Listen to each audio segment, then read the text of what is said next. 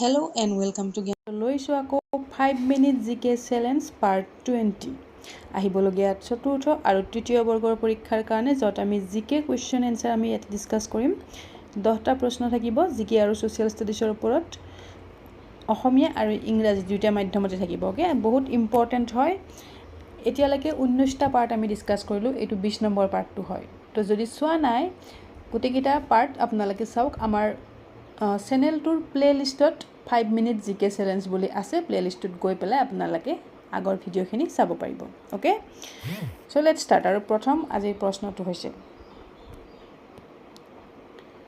Which among the following person became Prime Minister of India only for 13 days? তলৰ কোন গৰাকী ব্যক্তি মাত্ৰ 13 দিনৰ বাবে ভাৰতৰ প্ৰধানমন্ত্ৰী হৈছিল তো তেখেত কোন হয় শুদ্ধ উত্তৰ ইয়াতে হ'ব মাত্ৰ 13 দিনৰ কাৰণে প্ৰধানমন্ত্ৰী হোৱা ব্যক্তিগৰাকী আছিল আমাৰ অটল বিহাৰী বাজপেয়ী যেতিয়া তেখেত প্ৰথমবাৰ প্ৰধানমন্ত্ৰী হৈছিল ওকে 1996 ত তেতিয়া তেখেতে মাত্ৰ 13 দিনৰ কাৰণে প্ৰধানমন্ত্ৰী হৈছিল তাৰ পিছত তেখেতে লং টাৰ্মৰ কাৰণে হৈছিল okay next question number 2 first president of India who died while in office প্ৰথম গৰাকী ৰাষ্ট্ৰপতি যাৰ মৃত্যু হৈছিল তেখেতৰ কাৰ্যকালৰ সময়ত তেখেত কোন হয় ইয়াত আছে জাকিৰ হুছেইন বিবি গুৰি ফখৰুদ্দিন আলী আহমেদ এপিজে আব্দুল কালাম তো শুদ্ধ উত্তৰ ইয়াতে কি হয় ইয়াতে একচুয়ালি শুদ্ধ বুলি ক'বলৈ হলে জাকিৰ হুছেইন আৰু ফখৰুদ্দিন আলী আহমেদ দুইটাই শুদ্ধ হয় বাট ইয়াত সুধিছে যেহেতুকে কি প্ৰথম ফাৰ্ষ্ট সুধিছে তো ইয়াতে কাৰেক্ট হ'ব অপচন এ জাকিৰ হুছেইন কাৰেক্ট হ'ব যেহেতুকে প্ৰথম সুধিছে ওকে তাৰ পিছত জাকিৰ হুছেইন প্ৰথমতে হৈছিল তাৰ পিছত ফখৰুদ্দিন আলী আহমেদৰ মৃত্যু তেখেতৰ কাৰ্যকালতে হৈছিল okay next question number 3 teachers day is celebrated to commemorate whose birthday কাৰ জন্ম দিৱসৰ দিনা শিক্ষক দিৱস পালন কৰা হয় তো কোন হয় তেখেত আমি জানো আজি যেহেতুকে 5 ছেপ্টেম্বৰ আজি হৈছে শিক্ষক দিৱস তো শিক্ষক দিৱস পালন কৰা হয় সৰ্বপল্লী ৰাধাকৃষ্ণনৰ জন্ম দিৱসৰ দিনা ওকে আৰু যদি সুধে যে আমাৰ প্ৰথম গৰাকী এডুকেশ্যন মিনিষ্টাৰ কোন আছিল স্বাধীন ভাৰতৰ প্ৰথম গৰাকী এডুকেশ্যন মিনিষ্টাৰ কোন আছিল হেতু হয় Maulana Abul Kalam Azad okay clear next question লৈ আহিছো first Indian women to won the Miss World title was প্ৰথম গৰাকী ভাৰতীয় মহিলা মিস ওয়াৰ্ল্ড খিতাপ অৰ্জন কৰা প্ৰথম ভাৰতীয় মহিলা কোন হয় সুস্মিতা সেন ঐশ্বৰ্যা ৰায় ৰেটা ফাৰিয়া ডিয়ানা হাৰ্ডেন কোন হয় তো কাৰেক্ট আনসাৰ হ'ব option C Reita Faria okay 1966 ত হৈছিল তেখেত Miss World next question number 5 wake up India a plea for social reform the book was written by এই কিতাপখন কোনে লিখিছে wake up India a plea for social reform এইখন লিখিছিলে কোনে ইয়াতে আছে Annie Besant A O. Hume Sarojini Naidu Sucheta Kripalani তো শুদ্ধ উত্তৰ হ'ব কি অপচন এ এনি বেসাণ্ট তেখেত কোন আছিল ফাৰ্ষ্ট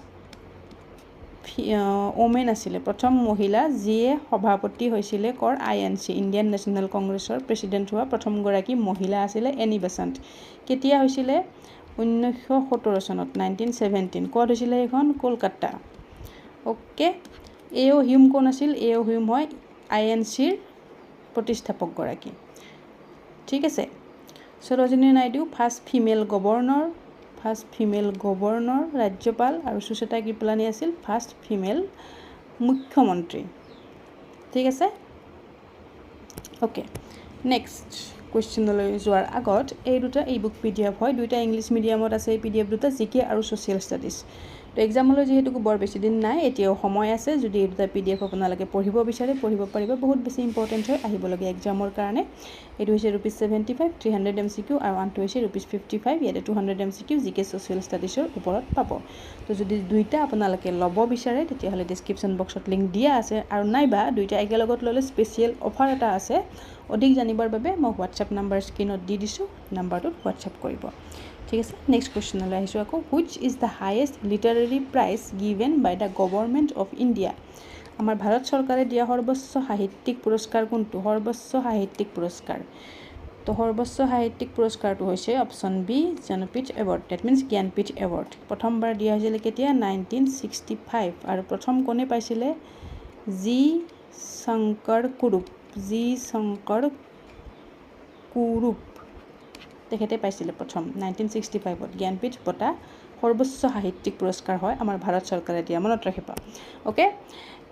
তো চেনেলটো যদিহে ছাবস্ক্ৰাইব নাই কৰা আমাৰ চেনেলটো তোমালোকে ছাবস্ক্ৰাইব কৰি থবা যিসকলে নাই কৰা next question number 7 who was the last deputy chairman of planning commission of India ভাৰতৰ পৰিকল্পনা আয়োগৰ শেষ উপাধ্যক্ষ কোন আছিলে তো কি হ'ব শুদ্ধ উত্তৰ লাষ্ট ডেপুটি চেয়াৰমেন আছিলে মন্টেক সিং আলুৱালিয়া তো এইটো পিছত কি কৰা হৈছিলে ৰিমুভ কৰি পেলাই কি আনা হৈছে প্লেনিং কমিশ্যন এতিয়া নাই এইটো ৰিমুভ কৰি পেলাই আনা হৈছে নীতি আয়োগ অনা হৈছিলে 2015 চনত 1 জানুৱাৰী 2015 চনত ঠিক আছে next question number 8 which city in India is known as yoga capital of the world কোনখন চহৰক ভাৰতৰ কি বুলি কোৱা হয় ভাৰতৰ কোনখন চহৰ বিশ্বৰ যোগ ৰাজধানী হিচাপে পৰিচিত আৰু সেইখন হয় কি শুদ্ধ উত্তৰ ইয়াতে হ'ব কোনটো option B Rishikesh next question number 9 when was the electronic voting machine EVM first used in India কেতিয়া ইউজ হৈছিলে প্ৰথম EVM আমাৰ ভাৰতত কেতিয়া ব্যৱহাৰ হৈছিলে আৰু হেয়া হৈছিলে কিমান চনত 1982 next question number 10 which one of the following is the oldest football tournament of Asia তলৰ কোনখন এছিয়াৰ আটাইতকৈ পুৰণি ফুটবল প্ৰতিযোগিতা এছিয়াৰ ভিতৰত আটাইতকৈ পুৰণি ফুটবল প্ৰতিযোগিতাখন হৈছে কোনখন শুদ্ধ উত্তৰ ইয়াতে হ'ব অপশ্যন সি ডুৰন কাপ এইটো কেতিয়াৰ পৰা হৈছিলে 1888 ৰ পৰা হৈছিলে ফাৰ্ষ্ট হৈছিলে সিমলাত প্ৰথম এখন অনুষ্ঠিত হৈছিলে ডুৰন কাপ ওকে ঠিক আছে তো আজিৰ ভিডিঅ'টোৰ কাৰণে 10টা প্ৰশ্ন উত্তৰ ইমানখিনি হয় তো এই দুটা হৈছে আসামিজ মিডিয়ামত বনোৱা PDF যিসকলে আসামিজ মিডিয়ামত PDF বিচাৰি আছে আৰু গ্ৰেড 4 ৰ কাৰণে হয় দুটা ওকে গ্ৰেড 4 ৰ কাৰণে হয় যদি ল'ব বিচাৰা ল'ব পাৰিবা হোৱাটছএপ নাম্বাৰ মই স্ক্ৰীনত দি দিছোঁ ঠিক আছে so that's all for today till then keep learning keep sharing see you soon